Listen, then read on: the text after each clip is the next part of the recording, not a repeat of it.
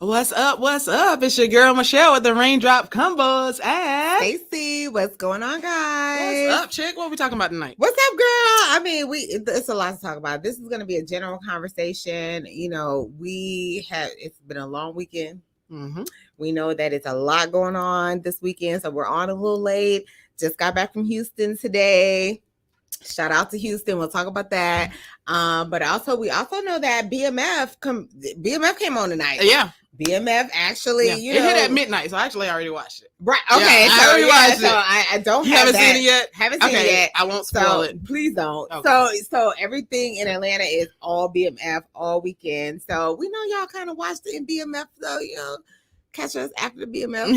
That's why we're a little bit late, all that's going on. But tonight we're just going to talk about presentation. We're going to talk about some of the things that I witnessed, through my travels, and some of the things that we witness all the time, right? In the Black community and how we present ourselves. Mm-hmm. So we're going to talk about that and just the impact of how we present ourselves and how our behavior impacts our global image as well as our domestic image, and why we kind of get some of the things that we get or don't get, right? The respect that we don't get for that. So that's what we're going to talk about tonight. So we're here, we're a little bit late, but again, shout out to BMF, the series that just came on today.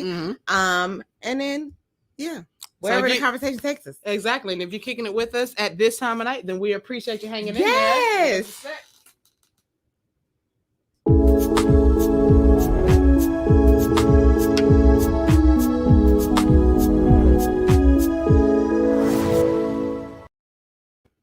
All right, chick. So tell me about how was Houston? What are the Black people like that out there in Houston? I mean, listen, Houston was amazing. Yeah. The energy. So Houston gave me the best of Atlanta and the best of New York vibe. Okay. So anybody from Atlanta, New York, or traveled there, you guys understand, like, it's the best of both worlds. So I absolutely love Houston. I felt at home in Houston. You know what I mean? The people were amazing. Everybody was really, really cool. The food. Delicious. Delicious. I took my daughter, Trinity, who is our usual producer. She's not here because she had a whole birthday weekend in Houston. So she's recuperating. Right. She's getting ready for school tomorrow. But, my little cousin and I took her to Houston for her birthday, her 15th birthday, to celebrate and to eat. That's when we went to Houston. And so, I mean, our Uber drivers, our first Uber driver, set the tone. Let me go back. Even going to Houston, traveling at Hartsfield Jackson Airport, her dad, works there, and the VIP experience that we got, oh my God, it set everything off. So if anybody's listening from Delta, from Hartsfield Jackson, y'all need to shout, holler at Carlos about how you can actually package that type of VIP experience to make people actually feel like they can do Hartsfield Jackson, because we know Hartsfield Jackson is cumbersome to travel through, but we got through Hartsfield Jackson 15 minutes VIP, and that's TSA and everything to the gate and everything on the train. And it was wonderful. So it was a great way to start. But let me tell you, if I could, I would pay $150 at least. To get that type of experience anytime I travel, on top of whatever the flight ticket was, because you can't beat it. So yes, shout out to Carlos. Thank you so much for doing it for your baby girl. It was an amazing experience. And again, presentation is everything. Presentation is everything. Period. Delta, whoever, if y'all listening, anybody that works there, shout him out to really see how y'all can package that experience for VIPs, because I would pay for it. Right. I got you. I'm just saying, I ain't even no VIP like that, but it would be worth it. It would be worth it. I feel you. So I mean, getting to Houston, going to shout out Gloria's Latin Cuisine. Oh my God. The food, amazing. Amazing. Yeah. Where we stayed, I'm not going to shout it out because I've already said on Instagram that there was a current president of a country. I won't say who it was or none of that, but who was staying at our hotel, Secret Service everywhere. And I mean, it was fun times. Yeah. Our Uber drivers, shout out to Joshua, who was our first Uber driver, who, I mean, like, we just had an amazing time. Yeah. Everybody was so nice, and we just had a great time. It felt like being at home. The Galleria Mall, listen, Lennox ain't got nothing on the Galleria Houston. Houston might be the new spot, y'all. I'm just saying. Houston might be the new spot. I'm just saying, and it's such a diverse population. Mm-hmm. You know what I mean? Like, it was just all kind of people that were just coming together. And their mall is like 3 levels. It has every store you could think of: Tom Ford, Louis Vuitton, Prada, like all the top name stores. They had it, but they also had an escape room in the mall. Wow. In the mall. So you can go there and spend the whole day. You can go there and spend the entire day. Of course, my baby had us up in Lush because that's one of her favorite stores. Mm-hmm. So, I mean, we just had a ball. Nordstrom's is connected to the Westin Hotel. It's top notch. Atlanta, step it up. Step it up. Well, how does that tie into tonight's topic, lady? Again, about tonight's topic is presentation is everything. Right. Also, shout out to Lucille's of Houston because we went there. We talked about it before. High on the Hog on Netflix is Black owned business. Black owned business. Young Black man who I think is Generation X. I think so. Okay. You know, right? But doing the doggone thing out in Houston. You know what I'm saying? Food on point. My baby and my little cousin had the oxtails. I'm trying to see where they get because where they tender and oh my god, oxtails over rice, but the oxtails over grits. What? Over grits? But here's the thing: I'm thinking of the oxtails that they get. They done had BBL. Yeah, right. Because we don't find oxtails that big. But look where they are, man. They in deep in the heart of Texas. They're in Texas. They're with them real cows, not these old skinny. Yeah. We must be getting them skinny cows. We have to be getting the poke cows. Well, oxes. What's up? I mean, whatever. It's cows, the same family. But okay, so presentation. So this dude's restaurant was on point. Yes. So follow him, please. Yes.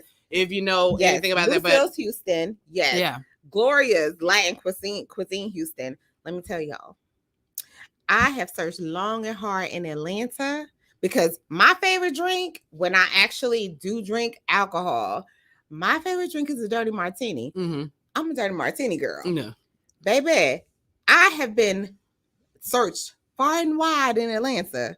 Can't nobody do it like that. I'm like, too much vodka, too much olive juice. Yeah.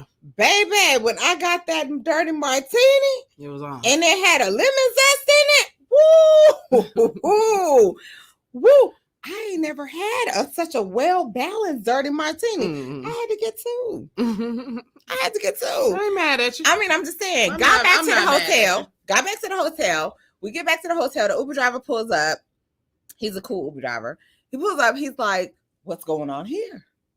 And we're like, what do you mean? And he's like, well, the entire row of the cars that are in front of us is all Secret Service. So, I mean, because of the way I think, I'm like, oh, they done rolled up the red carpet for us. How they know we here? You know, I mean, I expected that, but okay. Yeah. But he's like, no, for real, like they're all cop cars. Yeah. So the manager comes out and she, comes to get us out the car and she's like, everything okay? And I'm like, no, you tell us, is everything okay? She's like, yeah, we have a VIP here. I said, besides us? And she's like, yeah, besides y'all, no problem. So we're like, okay, as long as everything is fine. Right. So we find out, later on, doing some little intel, some research, that it was a current president of a country. And we're like, wow. So we have been seeing Secret Service people undercover all day, like from breakfast all the way through. And at that point, it was after dinner. So it's like, wow. Yeah. Okay. We did find out who it was. I'm not going to tell because I don't know. Right. It is what it is. That's federal business. I ain't getting in there. Yeah, I feel you. But we did find out, who it was. But I mean, just the way that they still handled or manage Mhm. the clients that were there or the customers that were there along with the VIP was perfect. Mhm. It was so we felt so welcome. Right. Even talking to Secret Service, because I'm a fool. You already Mhm. know that. Right. So the Secret Service officer, special agent, so and so. Right. We're laughing. Riding on the elevator, talking to him, trying to find out who is it. It was a great time. Yeah. It just felt like, I don't know. It felt very comfortable. Mhm. It felt very comfortable. Ended up walking around. Mhm.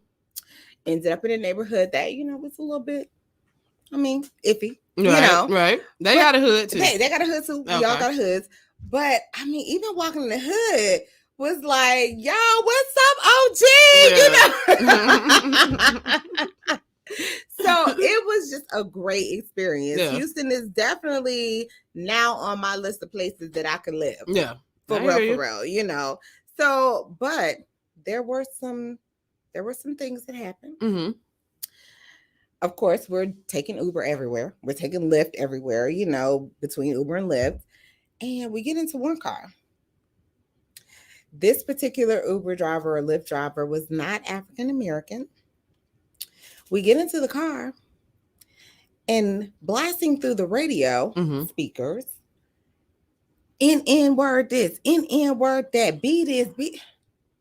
Now, I'm grown. Okay. My daughter is 15. Shout out, happy birthday, Trent. My cousin who went with us is grown. However, it was just so disrespectful. Like the fact that you're a different nationality. You're a different ethnicity. And you thought it was okay to play this. I think it was Gialis or however you say his name. I don't know. And it's like every other word. Because, the first couple of times, I'm like, okay, well, maybe it's going to get better. Was it the radio or he had a CD? It was a CD. Oh, so this is purchased, bought. Okay, so this is a non-African American Uber driver jamming to music that is clearly disrespectful for the audience or the people that are in his vehicle. I'm just saying. Got it. And the fact that you don't even have the decency, the common courtesy, if that's what you listen to when nobody's in a car, fine. Not really, but okay. I can't. So do you think he turns that off when he has white passengers? You know what? That's honestly, I just want to know if he's the kind of dude that's like, man, you know what? I'm not from this country, but I'm just gonna listen to whatever I want to listen to. That's a great question. I want to know if he did not turn it off because you guys were African American. I wonder. That would be I would like to know that question. You know what? I'd like to know the answer to that question. But here's the thing. I'm an advocate for my babies. All my babies. Not just those that were birthed through me biologically. All my babies. Right. So after, a couple of times, I'm like, oh, so you just not going to turn this off? Oh, you just think this is okay? Right. Excuse me. I don't know what that movie is. But it's like, excuse me. Right. But I was like, can you do something about the music? Because we have a minor in the car. Right. Now, of course, it was bigger than that in real life. It was bigger than that because I'm African American. How dare you think that it's okay for you to be listening to anything that's nigga. Right. Sorry, I didn't mean to say N-word. How dare you? And then on top of that, we're women.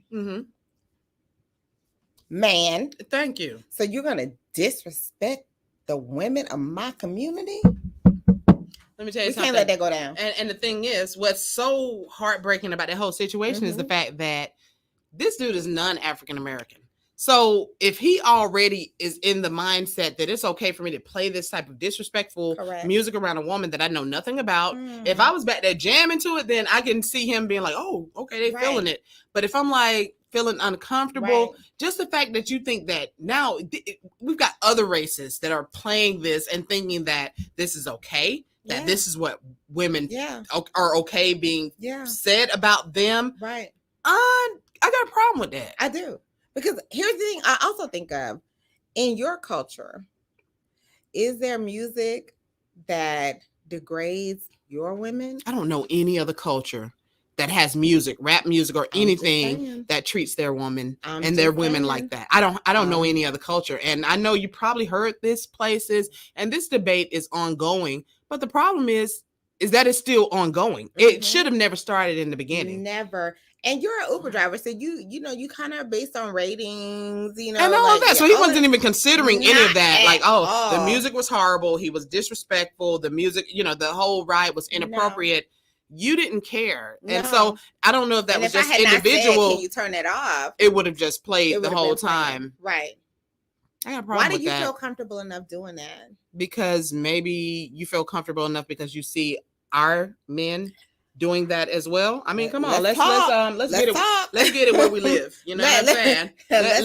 Let's bring it where we live. You know what I mean? And so that's where presentation is everything. And look how we have presented ourselves too. Right, because if our music wasn't displaying, you know, that type of degradation of Black women or just of the Black culture, he wouldn't even have that to be playing. Right.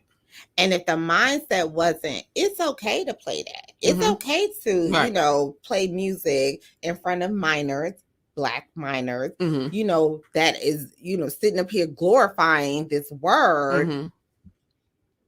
He wouldn't have anything to play. Right. You know, but we're making the music. And so it's kind of hard that, you know, there's a whole battle because the other side is like, well, the music is out there and we like the music too. So why can't we say this? Why can't we say that?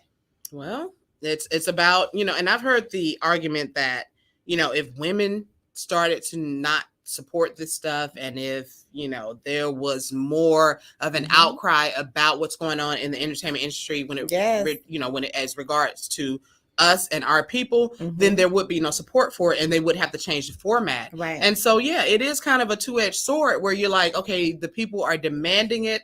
But if you look at the record sales are coming from people outside of the African American community, hip hop. I mean, Snoop Dogg's and back in the day when they were at their height and they were doing those tours, the majority of their audience was white. I mean, so you're out here saying ninja. That's what I'm saying. You know, so and we got women that are supporting this too. Right, we exactly. have Black women. Because I mean, and I'm not, and guilty of being back in the day like Snoop Dogg's Doggy Style, all of that. Because guess what? I was young, I was ignorant. Maybe I didn't know any better. And honestly, and I'll just be honest with this one fact to say that I didn't feel like they was talking about me. Right. I was like, hey, baby, them hoes. Okay, I didn't. They out there, but you're not talking about me. Right. I'm gonna jam to it and I'm gonna do that, but you ain't talking about me. So that was kind of my perspective.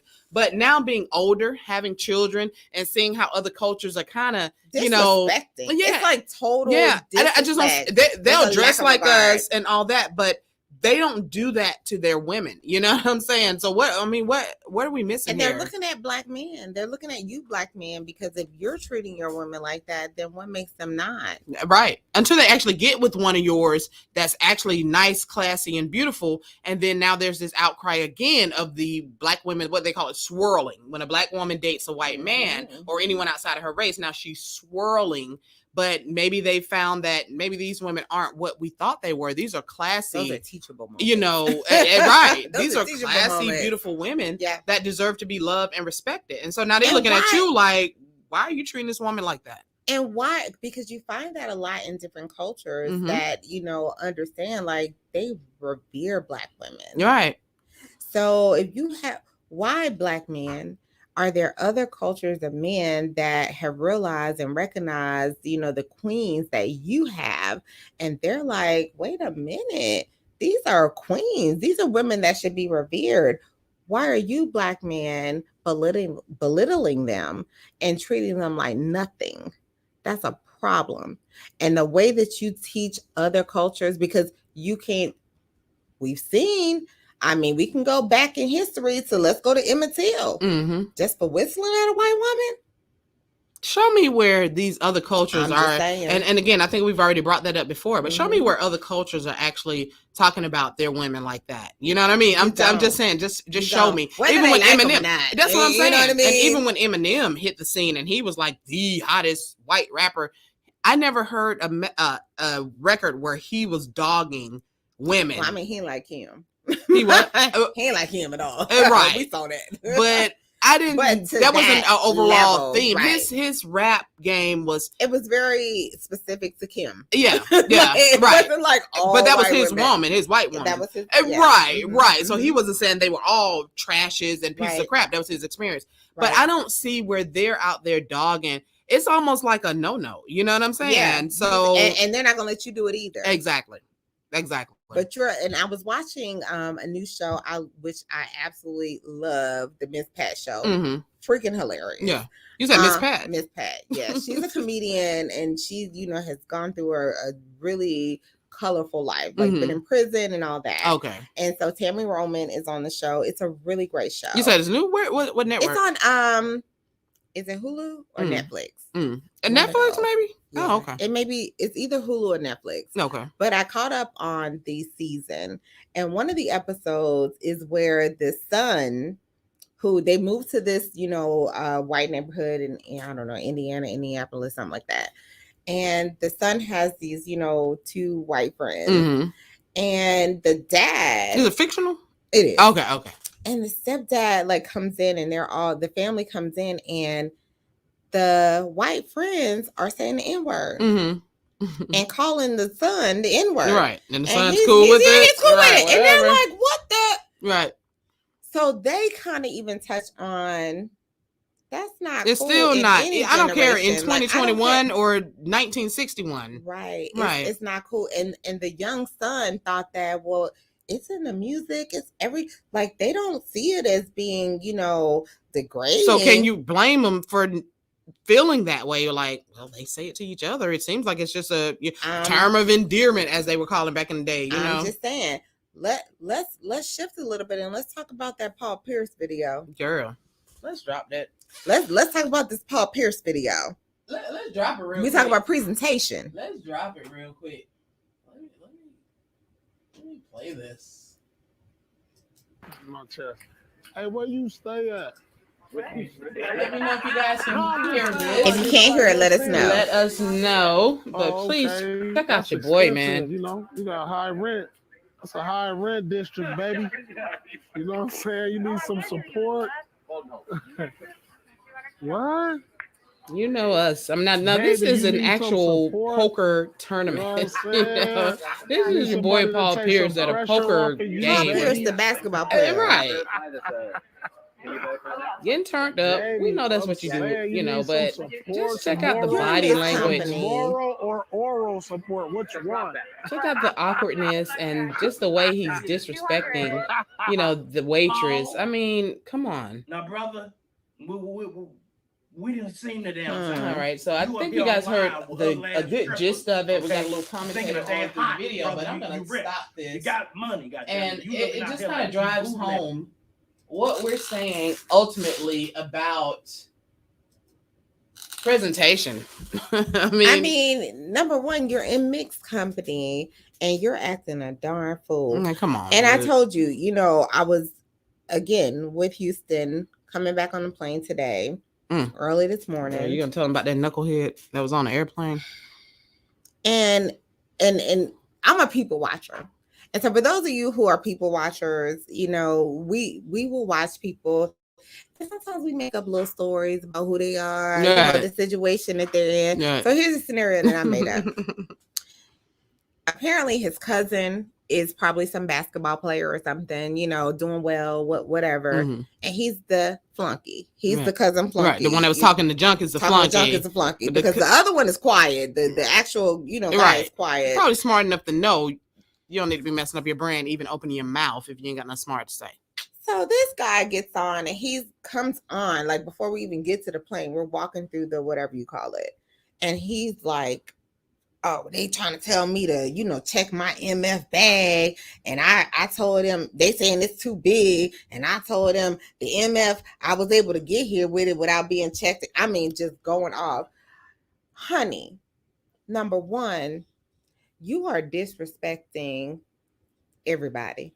Because you loud, you cursing, it's minors, it's older people, it's just a, diverse population, people, a demographic of people getting on this plane, and you are bringing all of the hood. And here's the thing, I love being my homies, my real homies know. I love me old good expletive lace conversation. Right. In private. Mm-hmm. Not out there in Not public. not getting on a flight where it's all kind of different people and you loud and acting ignorant. You know, Look at your face. Let me tell you. Look at your face because you seem almost disgusted. I was very and I'm telling you, disgusted. and let's just keep it 100. Let's keep Yes. it real. Tell me you have not been somewhere where Mhm. you've heard ignorance from your people. Now we've heard ignorance from all kind of folks, right. but you tell me you have not been in a public environment where you've heard ignorance coming from your people and you kind of cringe a little Yeah. bit. Yeah. We've all had Because those you cringy already moments. know that the people, the mixed company around is like, How ignorant. I don't care. Call it uppity. And I'm tired of us not acknowledging that this is a problem. Right. And people are Right. like, well, that's how folks rate. And we need to stop being. No, the thing is, no. that keeps us from opportunities, period. And if you don't like what I'm saying, then you know what? Does. I mean, it was, and it continued. It was like, okay, now we're on the plane. And because the luck that I have, Yeah. I always have the greatest luck around the greatest people. I'm sitting on one aisle and he's sitting across from me on the other aisle. Oh, great. Now I got to deal with just the entire freaking trip. right. He's loud and just every other word is a curse word. So number one, I know you're ignorant. I know you're ignorant because you don't have any vocabulary to fill in those words. And you're on an airplane. You're on an airplane. I was sitting next to, or the row that we were sitting in, there was a pilot. Yeah. Who actually had on his pilot uniform. He's a pilot, then my daughter, and then me. Mm-hmm. And then this fool across the aisle. And the entire trip, I put on my I don't have AirPods. Mm-hmm. My kids do, but I don't. I put on my earbuds to try to drown him out. Yeah. Too loud. Hear him. That's There's a time and a place for everything. Because I'm telling you, what we were talking about, being able to adjust in all different type of spaces and presenting yourself in a certain way. Code switching. Yeah. We all have to do it. And we do it. And don't tell me that you don't. When you go to your work, tell me that you don't have to code switch. I mean, customer service, talking in front of your boss, whatever the case may be. But guess what? When you're at that turn up concert, when you're at the club, it's appropriate to be, if you in the hood, then yes, you got a code switch for the hood as well. Yes. And I don't have any problem with that. But my problem is when you don't know where the code goes. And I'm sorry, this is our unique position here in the United States, Black people, that we have to be on code in certain areas. You also got to be on code with your people. And the thing is, if you were looking at this dude like, man, are you serious? He didn't get on code. He didn't even know the code for that environment. It's like, especially dude, because there are minors around. That's code too. You know what I'm saying? There are older, people. There are women get around. on code. There are your Black women that are around. Why would you think that it's okay for you to? But then you say it was a few little young ones that were snickering and thought it was kind of cute. The girls that he was sitting with, I could hear their entire conversation the entire time, and they're like, "Oh, we from the country, So y'all just glad to be on an airplane, and y'all just glad to be on an airplane and turned up, and you think this dude might be some kind of celebrity. And that's the thing that's kind of funny, because the thing is, I don't think white people, honestly, and to be straight up with you, I think when they see these types of dudes, they may be like, maybe he's a rapper, That's exactly but the thing is, something like that. But the reason why they think that is because obviously they think that's how you present yourself. That's the presentation of an African American rapper in the United States, or a basketball player, whether we like it or not, what you wear, how you speak, what you say, the circles you travel in say a lot about who you are. And everybody's like, I should just be able to be me. I'm sorry. That's not the world we live in. Here's the thing. What? Okay. And I don't necessarily have a problem with you being you, but why can't you be classy? Maybe why are you choosing to be ghetto? But then that means that's the code. Some people have the code where I think I can travel in circles of very intelligent millionaires. I think I can sit in a circle of millionaires and not feel uncomfortable. No. And I can sit in the hood with my folks. And back in the day when I did smoke blunts and stuff or whatever I did, I chill and enjoy myself just as much because I know that there's a code for a person like me because the thing is, I can't just remain And in a one person like me spot. means black person. Exactly. Get that right. So that means that I can't just sit in the ghetto circle, the hood circle. I love the hood, honestly. I love my people in the hood because Yes. they're the realest They're people you ever want to hilarious. meet. Yes. They're really the realest people you ever want Yes. to meet. But the thing is, when you talk about progressing and moving and building businesses You're and all not that stuff, going to. you You're cannot. not You going have to be able Yeah. to travel in multiple circles, and your Yeah. presentation is everything. It So I don't think anything's wrong with that. But there's a stigma that says, "Oh, you uppity, you talking white." in the black community. And yeah, and I mean, we but class is class, and I mean, we know that you can't buy class. right. So here was the kicker, which is when I was like, okay, I knew you was ignorant, but now I know you broke. I Mhm. mean, you know, not that it's anything. I mean, but you Still, know, like, you I'm can't be out not there hating pretending you loud and broke. Come on now, go for it. Tell them. I mean, so you know, the flight attendants come through and they give the snacks, so they offer the snacks.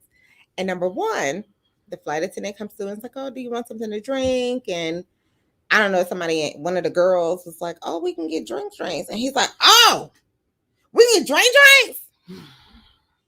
The entire time, like, I'm sitting here like, Look at them eyes. Look at them eyes. Girl, I wanted him to look, but I also recognized what I was dealing with, because somebody on a who regular just basis, totally. on a regular basis, I would have been like, "Excuse me, sir, Yeah, my daughter's here." right. But see, some of y'all Negroes, And nowadays, you people can't say get cracked. nothing. I was like, I can't, like, I can't get into this with him. Exactly. And my child here, like, Because you're gonna have to get way even- turned No up. matter how nice I am, I could see that he was the type of person that just would not have Yeah. accepted anybody. You would have even had to turn correcting up, him. and y'all would have just been turned up on And the airplane. I wasn't getting ready to give them that show. Exactly. So he's like, "Oh, y'all got your so what? So what kind of currency? Basically, he didn't say currency, of course, but how I pay for it?" The flight attendant was like, "Oh, we take cards or whatever." "Oh, my cousin up there, he right there. Tell him to give me his card." So wait a minute, let me get this straight. You ain't got no money. And then you loud and ignorant and broke. That is like such a turnoff. But you know what? To me, when you just said it and how you kind of explain it, Mhm. to me, that's a sign of low self-esteem. Yes, we talked about that. I went out Yeah. to lunch with my cousin and two of my cousins Mhm. and her friends or their friends. And that one of the young ladies said, she was like, "That is so attention needy." That's exactly what it is. Low self-esteem. It's very much giving low self-esteem energy. It's very Right. much giving you didn't get enough attention as a kid. So you're doing all of this To make yourself feel better, but to you look better. stupid. That's the thing. And that's what's so scary about it. It's like you are doing this to build your self-esteem, or so what you think, right. but you're actually looking more right. ignorant than Mhm. that's scary. Yeah, because you hollering up 3-4 rows, "Hey, let me get $100." You know, I'm Because telling you're you, buying those, the girls' drinks. right. You ain't even got the money. So I That's can't. cr- that's called cringy. partner pimping. That- I said. That's cringy. That's like really cringy. I'm telling you, if I It is was on that extremely. airplane, I would have been very I uncomfortable, was honestly. the entire way through. Because I've been in those situations before. Been at Six Flags over Georgia. You in the Mhm, line and people mhm. wilding out, nutting up, and you looking like you. I'm Because sorry. What you see is the fact that the other people, the mixed company, are taking all that in. And they really thinking that that's who we Mhm. all are. Mhm. And you kind of looking like, that's not not me. how we I don't want are. anybody. I'm sorry, y'all. I mean, we just got to put it out on the table. And it's been put out there before. I mean, Mhm. even when, celebrities bring these types of topics up, they get eaten alive because people are so sensitive about it. Mhm. And everybody's like, well, it is what it is, and then we started with this whole blaming and, well, Mhm. we in the ghetto. If we acting ignorant, it's because, our education system didn't educate us. And no, we cannot keep using that class as an is excuse. not about education. Class is not about money. I did not grow up with a silver spoon in my mouth, but what my parents did instill in me is speaking Values, correct English. morals, And because when I was growing up, nobody was like, everybody always thought I was from somewhere else. They didn't think I Yes. was from Georgia. It was It's like, always, why you talk white? yeah, So white people have a monopoly and on the King's English. thank you. I'm confused by that. My mother was an English major. And like I say, yeah, we struggled. But she meant that at least this next generation, her children, Yes. were going to get things, and she was going to enforce things into them, reinforce things into them that was going to make their life a little bit easier. I honestly believe my ability to speak somewhat correct Mhm. and proper English Mhm. has opened more doors for me. Absolutely. It really did. And it makes people say, oh, you're not one of those type. And believe you me, they are That's putting not you in a box. I was They gonna are say, I putting mean, you in a box. It's a backhanded compliment. If you, It really you is, know because what I kind of mean? don't like that. I honestly No. don't like 'Cause it you're talking when about my community. you really are. You talking about my Mhm. people, but I get it. They can't help who they are and what they've I mean, seen. they can. They just choose not to. Well, and then the thing is, they are in the power. If you are asking for a job from one of these people, Mhm. then But then, as we talked about earlier, like look at the global impact. So let's talk about just the community impact. mm, So, I live in a community where we have, it's a nice community, professional Blacks, mhm. community, not neighborhood, the larger community. And we want, because we can afford, some of us, Mhm. we can afford the nice restaurants. You go to Alpharetta, you go to Roswell, you go to Sandy Springs, Mhm. you have the Avalon, you have all these beautiful, nice fine dining restaurants. We want those things in our community too. Right. We don't just want Red Lobster. Nothing's wrong Chili's with and- Chili's. Like, we don't, But we want the nice stuff we too. want the nice stuff. Right. But what happens is, we did have a nice restaurant when I don't know the name of it, but it was like a Brazilian steakhouse or something. Mhm. What happened? The cousins, Our cousins. y'all cousins, they Our got to shooting and cousins. fighting. At the nice restaurant. Why? I don't even know. But it's like it caused a lot of damage. Yeah. And then folks packed up, moved out. Your behavior has an impact on the people that are willing to, number one, the Patronize insurance, alone. the insurance. Because they probably get less. They're like, They hey, pay you your lived in it. coverage So if you move in a high risk, if you move your business in a high risk neighborhood, your then insurance you're is gonna skyrocket. gotcha. So that's why we don't have a Houston's. That's why we don't have a Morton's. Those type of, because it's a risk. Right. Because we don't know how your behavior is unpredictable. Right. We don't know how y'all. So let's stop asking why we don't have these in our Hmm. neighborhood. I mean, clearly there it is right Hmm. there. The insurance premiums alone makes it just not even economically viable for Right. them to come to our neighborhoods. And then who wants to, put all of that money into a restaurant in our communities, and they don't know whether or not it's going to be destroyed with Right. one, crazy acting Right. group or. And listen, I remember when, I was working off of MLK and all that. Let me tell you something. All the fast food, the Chinese and the wing restaurant, everybody's behind bulletproof glass. I mean, what, you know what I'm saying? We go to our Listen. restaurants and we got to purchase our stuff through bulletproof glass. Man, come on, y'all. It's crazy. Even, let's go back to the 2000s. We were partying. We used to party in Buckhead And all downtown, that. but Right, you didn't turned get up. pat down, And your purse didn't get checked and all. Metal No. detectors and ones and I remember the first time I went to Central Station. girl. It was a culture shock. I was like, wait a minute, I felt violated. They patted you down. Patted down, looked in the purse. This ain't the place I want to be. No, because if you got to do all that, that's how it is when you're dealing with strictly right? Our us. cousins, your cousins, your y'all cousins, cousins, my cousins. I'm gonna claim them. My cousins. I mean, I'll claim y'all on a good day. Right. When I know we can come up higher, but like I said, I'm gonna keep speaking on this. I'm gonna speak on this for as long as I got breath. But then when the global impact, Mm-hmm. because if we look at what's going on with Haiti, Right. let's look at the contrast. Come on now, Haiti. Between how the Afghanistan Mhm. refugees are being treated, Right. versus the Haitian refugees. Why the hell do we have to go to bat to be like, no, you shouldn't treat them like you did slaves Mm-hmm. in America back in 1800 or whatever? We shouldn't. Why are we being so inhumane? Why does America, or any other country for that matter, think that it's okay to treat the Black refugees or the descendants of Black countries? Why do we think it's okay to treat us any kind of way? Because of the way your cousins, our cousins, I'll say our cousins, Mm-hmm. are acting in America.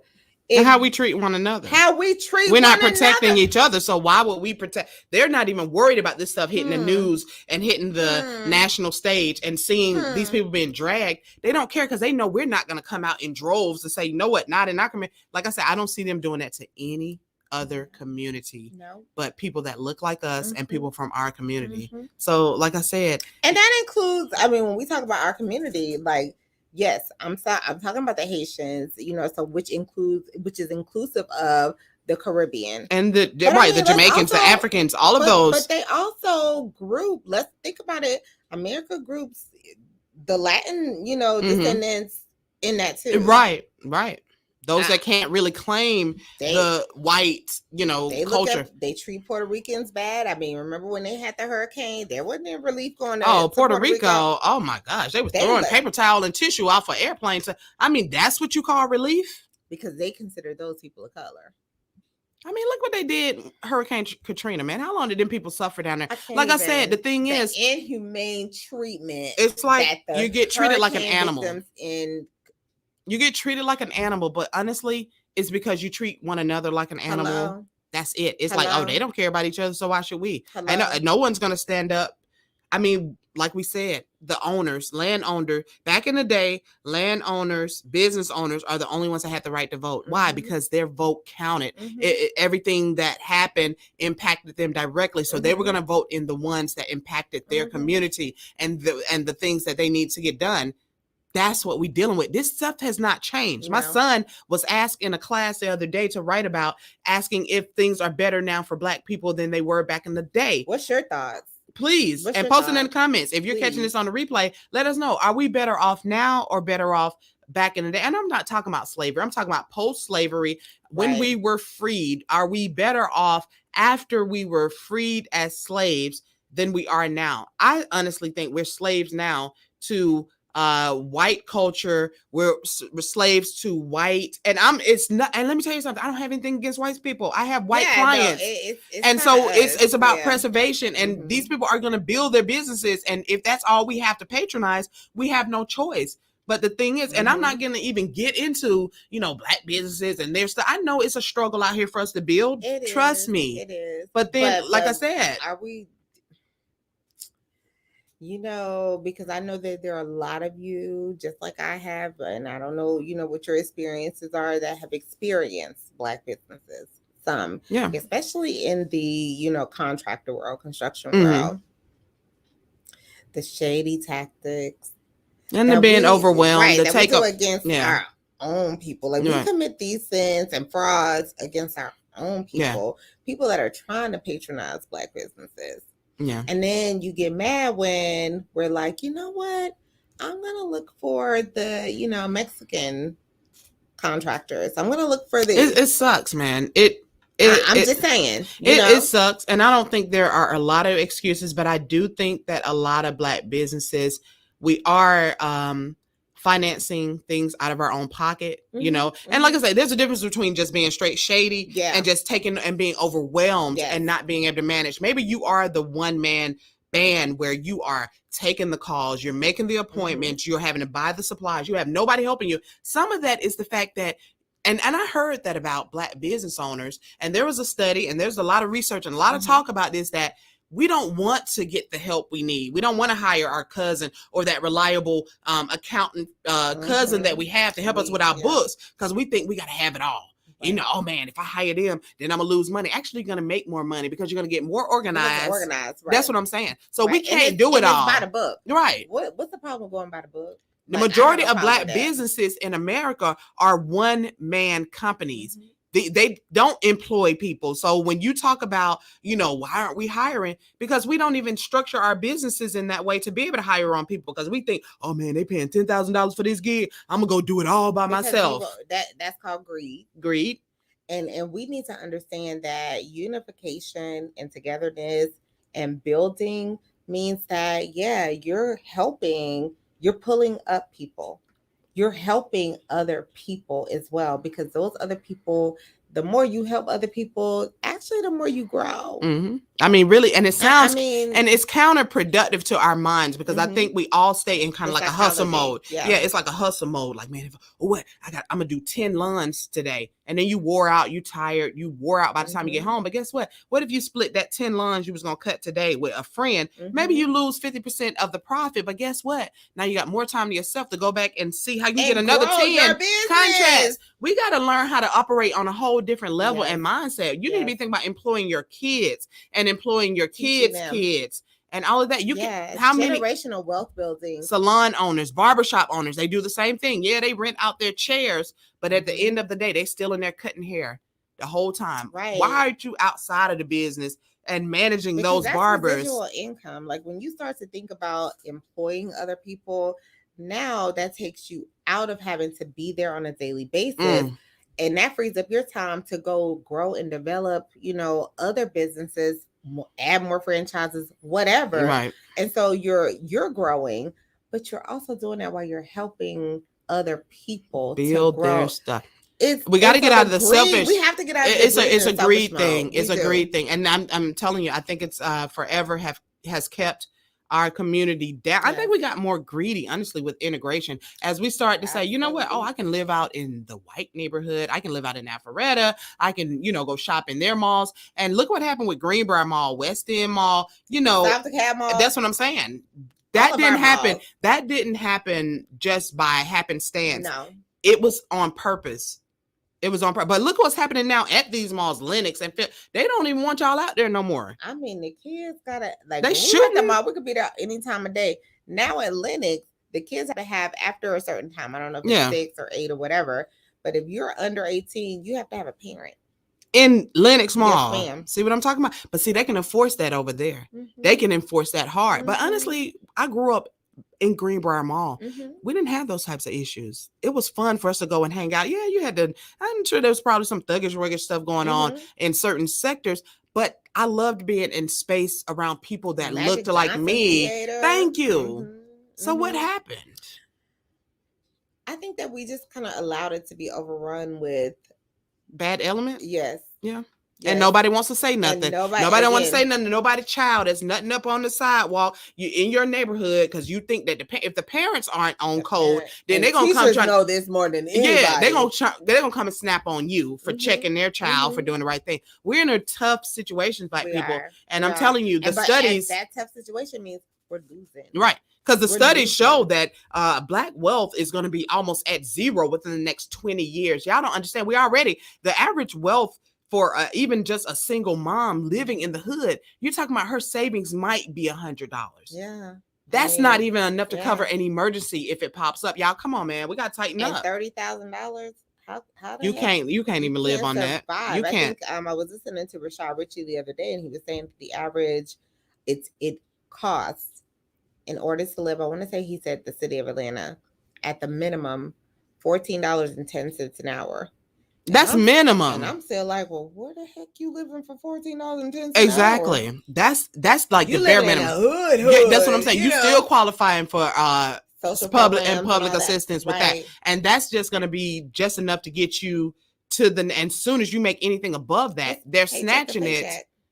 Man, come on, y'all. It's We've paycheck. got And to we think that all these handouts and all, are helping. They're not. tell me. Look at your situation They're 10 not. years from now. Look at all of the generations of people that have been on Section 8 and welfare. Generations. You're talking about generations that Mama, thought that was how you're supposed to grandmama, live. Great grandmama, and they think that that's okay. Like, where is the ambition? Where's the drive to say, you know what? Yeah, my grandmother or my great grandmother or even my mother may have been on Section 8 or a part of these social programs, welfare, but I don't want that for me. I don't want that for my kids. I don't see that. I see that it's okay. We're gonna take the system for whatever Right. the system give us. Right. I see us glorifying celebrities and kind of in our mind, especially if you're in a certain mindset, you're not thinking that you can ever be that, but you're happy to support and glorify it. But you still see that yourself is that you are going to be in that same situation for the rest of your life. Mm-hmm. And I'm sorry, it seems like I don't want to hear no excuses. There's so many There are opportunities out here. Like, okay, I'm not so, feeling it. with my rental house, or rental property, Mhm. I had because I did have a black contractor Mhm. who, once I went over there and kind of saw what was going on, I was like, he didn't do nothing. Like, you charged me all this money and you didn't do nothing that you were supposed to do, Mhm. or it was just makeshift work, Right. as I call it, in rig and stuff. Mhm. And so that's just what I call it. Right. And so, I did, get a referral from my neighbor for a Mexican contractor. And he came over there and did everything at a great price too, But I'm just like, but he was telling me how much money they make. Not just him, Right. but his employees. And we're talking about cash money on a daily basis. This man pulled out his pocket, had to be like $3,000. He was like, my men make $3,000 a day, cash. Black men. Y'all making that? Why y'all not getting into these trades? Why y'all not? And I'm talking about the good black men, not shady, that's gonna just be right, that, right? But the men that have, morals and values that are really trying to do right. Yeah, you can go out and you can work at these jobs, and yeah, that's great if you can earn income that way. But here's the thing, you can build on your own. But why y'all ain't out there doing electrical work, doing plumbing, getting those certifications and those things, contracting? That's where the money at. I'm telling you. Ownership. Thank you. That's what ownership is. And that's what I'm saying. I'd rather be able to do that than to say, yeah, I'm waiting on a check every Friday. Right. Or now if that check is 6 figures, then so be it. Hey, we're not knocking it. Right. But yeah, and as Black women that are raising Black sons, and it's like, okay, well, I'm gonna give my son the option. Are you interested in a trade versus going and taking on thousands of dollars worth of student loan debt if you cannot qualify for a scholarship? Because the thing is, why get them started off in that debt if it's unnecessary? There is literally a shortage of trade. Right. And there's literally a shortage of trades. Yeah. I mean, that's why these people are so in demand. That's why these contractors can't keep up with the appointments and landscaping appointments and all that. And I called them, they didn't show up, because there is a huge need for that. So let's feel the need and get the coins. And we have the network. Right. It's a shame that if I need a plumbing issue fixed, I'm like scrambling to find a plumber. That's crazy. But I have this entire network of Black, family, friends, all of that if some of us were actually in those trades and had the certifications and the know-how and all of that, hey, let me call Mike, let me call Tyrone, right. But guess what? Back to our topic, presentation and reputation is everything. Saying. I'm telling you, your word of mouth and getting recommendations. If I say, hey, Stacey, man, can you turn me on to a good plumber? And that person came up here and screwed stuff up. Not only am I gonna be mad with him, but I'm gonna call Stacey and be like, man, what's up with your dude? I'm gonna be like, that was your dude. You set me up with what was up with your dude? And so I don't recommend a lot of people unless I know for sure personally that they have done good work for me. They were reliable. They showed up. They called when they said they were gonna call. They came when they said they was gonna come. And I'm not saying just Black folks, but I'm just talking about our community. I think it's probably shadiness all over the place. But I'm talking about our people. You know what I mean? Yeah. Period. Because so that's what we know. Those are our familial ties. And we would love, and honestly, I believe Black people want to patronize one another. They really want to use people that look like them. It's just a familiarity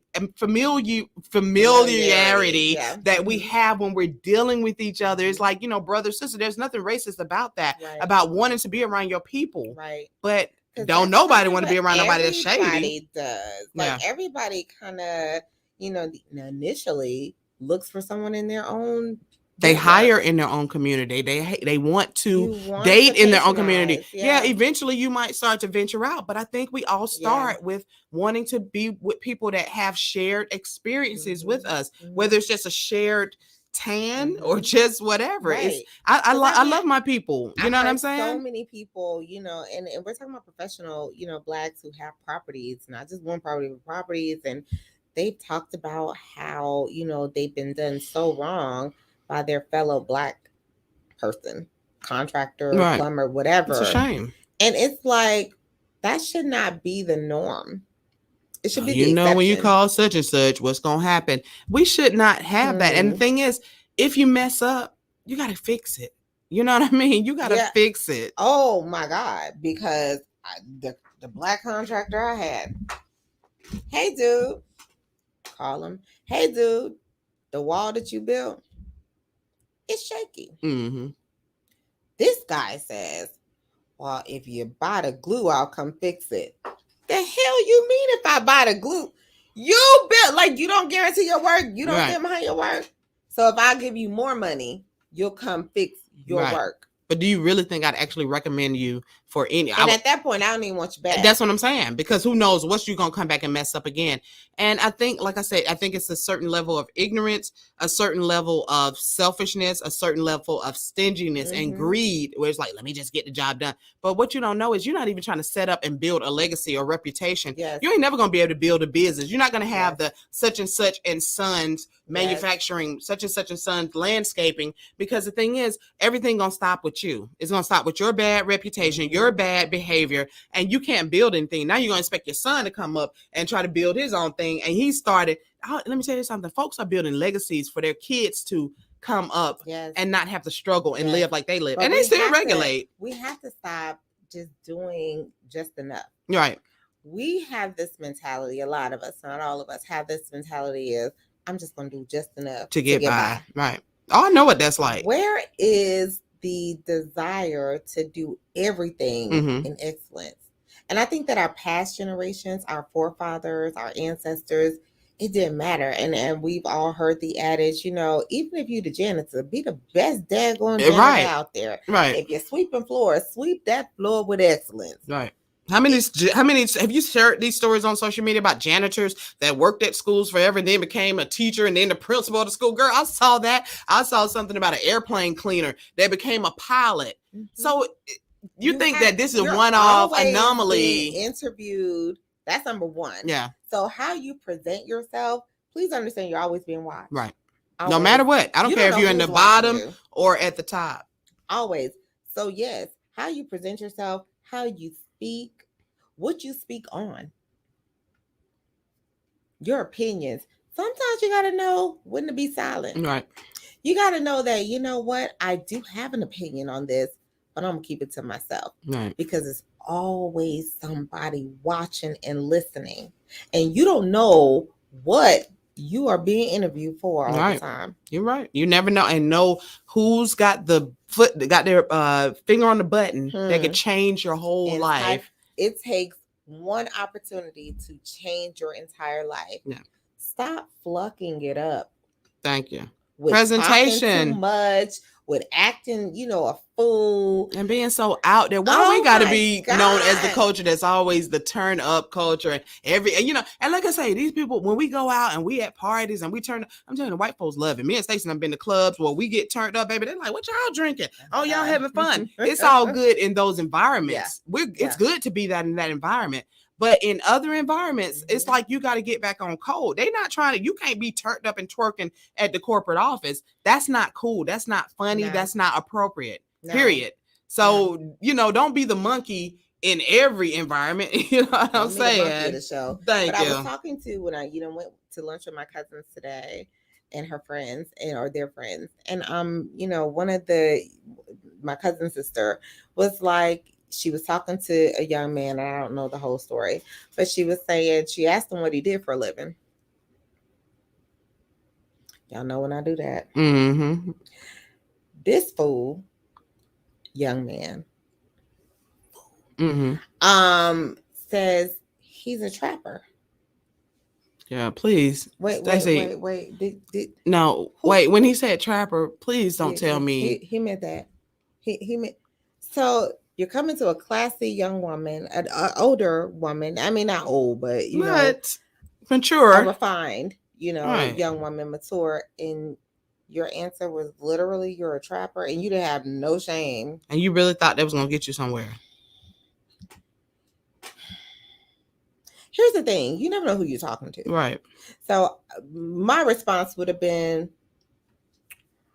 I'm an FBI agent. Tell me more. Exactly. Right. And let's see if that even had any. Tell me more. Did that change your facial expression any? If with me saying that, y'all just out there like that's a real job. Just wilding out.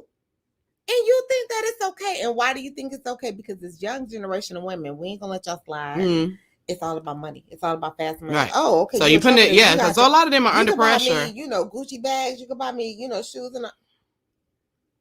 So you get what you put out there. Just nobody wants to wait for, building that. The culture is we are literally in an SOS situation. It is. The entire freaking culture. And nobody really understands how dangerous it is. It's extremely and dangerous. I think some the ones that do understand, the ones that have tried, some people are just getting tired and they're just giving up. They're just like, you know what? I have tried. But the thing is, we need everybody working together, or at least a We good do. solid majority. We The do. ones that's got good sense. You know what I'm We do, and we saying? need them to be teaching the generations behind us, like, that's not acceptable. Exactly. Call that stuff out. Again, I wanted to tell that young man today, dude, what you're doing and how you're behaving. It's very ignorant. It's very ignorant. But you can imagine what his reaction would have been if he was already that loud in front of. Could have been like, Right. and I was thinking like, okay, how can you, pull from, your mediation? Because I'm a registered neutral, so Mhm. I'm a mediator. Not practicing, but I can. It's kind of natural thing, but I know how to approach people in a very non-threatening way, in a very, just. But you already knew what it was going to be. But it was like, but I understand and I see people. So I knew that as nice as I could have been coming to him, no matter what I could have said, it would have been met with such fierce hostility and resistance. It wouldn't even matter. He wouldn't even hurt you. It wasn't. The thing is, if he was already that loud and ignorant, then there's nothing you could have said that would have made any difference at all. So. And I wasn't, like I said, being, with my daughter and being on a plane. Now I've been on an international flight where they got in a fight, like literally fist fighting. Oh my gosh! Like, oh my God! This is on an airplane, girl. Ain't nobody got time for that. Ain't nobody got time for that. So, and he again, that was the energy that he was giving. So I was like, girl, just forget it. Zip it. Right. Get through this hour and whatever, and just keep it moving. Yeah. Because in life, you're not going anywhere. And here's the thing. It's not that I don't think he was ignorant. Because this guy is talking about having kids, because I can hear the whole conversation. He's talking about he has a daughter, and he doesn't want his daughter to have these long braids. And so you got a little bit of sense. And a little bit about what you don't want, but that you don't.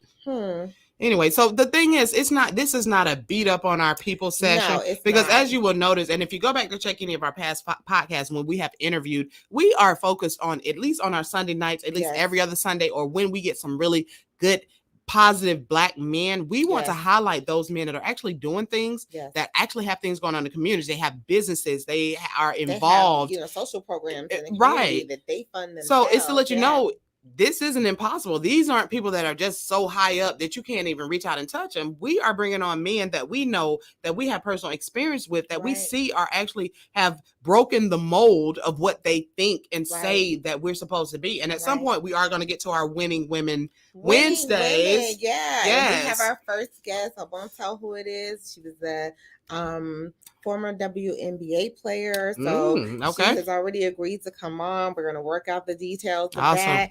So we're going to highlight women, because we're doing some stuff out in that community too. You know, again, I always say shout out to Zena's house, Miss Bernice, doing it.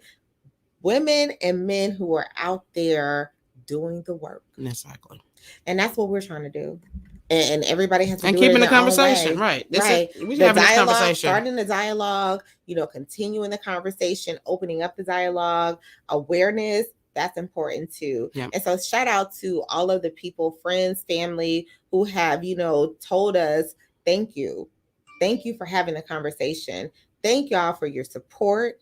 Thank you for listening. Thank you for just being there and just, the constant encouragement. We definitely appreciate that. And we hope that, it's making a difference. Even if it's just one household. Right. Somebody says, man, I heard something that really inspired me. That's the whole point. And then the thing is, with 6 degrees of separation, hey, you got a podcast, you got something you say, get it out there. Yes. Get it out there. You know what I'm saying? You only live once. So why not? So I know it's late. We hit y'all late. So if you're catching a replay, please comment #replay. Don't forget to support our sponsors, Rep Your City GA. And so as usual, like I say, man, we love having these conversations with you and can't wait till next Sunday. Yes. And if you have a business, if you have a Black business that you're trying to promote, hey, hit us up. What's the email address? info@raindropcombos.com. info@raindropcombos.com. We would love to help you, promote your business. That's what we're about. We're about unification and togetherness of the Black community. We want us to come together. And yes, that does include all of the Black community, not just America, Right. but our Caribbean brothers and sisters, because they are our brothers and sisters. So our African brothers and sisters, however we can come together and build our community so that it's going to be frowned upon. We all going to come at you if you come at one of us. Mhm. That's how it should be. Yes. What is it? One for all and all for one. Right. That's what we're about. Right. Period. Poo, as the young people Exactly. say. So this week, man, I asked you to pledge to support at least one Yes. Black. Give them a chance and leave a great review on their Facebook page, Yes, their Yelp, YouTube, yes. leave a review and give them Send a us try. a review. So And we let can us know. shout 'em Give us out. those recommendations and let us know who's doing those good things and I'm telling you, people are literally asking, hey, where can I get a plumber? Where can I find a handyman? If you know these people that are really got some good business going on, recommend them, shout them Yeah. out, send us the links and let People us of share. color. Yes. Yes. People of color. Not that we don't support other people, but right now this podcast will focus on people of color. Yes. And that doesn't just mean Black people or African Americans. No, it doesn't.